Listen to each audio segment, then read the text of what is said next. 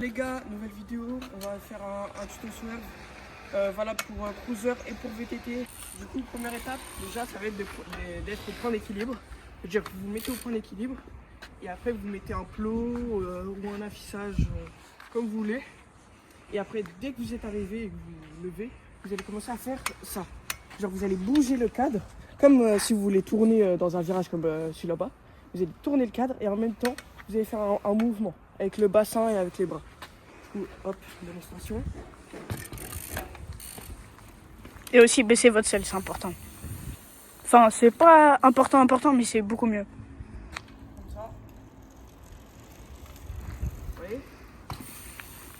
Et surtout, vous pouvez aussi faire le balancier avec la jambe. Bah, on vous l'a expliqué dans une autre vidéo.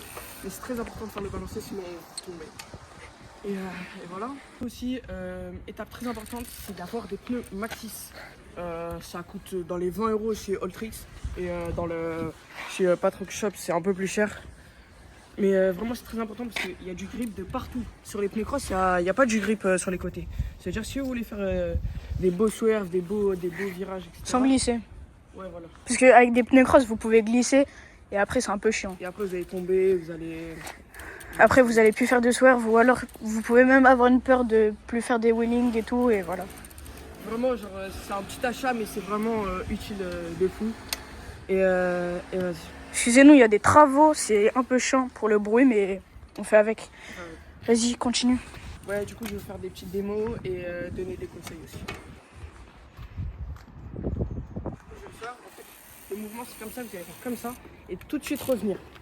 Et vraiment, c'est le cadre qui doit bouger, comme vous faites des... Genre pencher le cadre. Faut que... comme ça, ouais, voilà. et en même temps, vous faites des mouvements de guidon. Vous voyez, quand vous tournez, vous penchez le cadre et en même temps un petit peu le guidon. Ça peut vous aider pour certains, ou alors il y en a, ils font de l'autre côté, peu importe. Bref. Et après, vous faites des petits mouvements et il faut vraiment tourner bien et assez rapidement. Ouais, genre sec. Et fais un tuto pour faire une bonne reprise. Et du coup, vraiment, si vous voulez bien faire des swerves, vous pouvez vous entraîner à faire des virages. Genre, vous allez vite, vous faites des virages et vous vous imaginez dans votre tête des obstacles. Et vous essayez de les swerves, genre faire des zigzags en gros.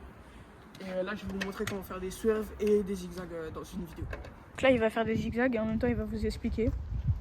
Genre, pour faire des zigzags, il faut vraiment bouger le cadre comme ça. Bon, là, je le fais un petit peu, mais il faut faire plus large. Vous allez faire beaucoup plus large. Alors, comme pour faire des swerves, vous allez bouger un peu le cadre, faire des petits à-coups comme ça. Et il faut aller vite. Et voilà. Il va faire des petits swerves en bien. Et par exemple, nous, on a une démarcation.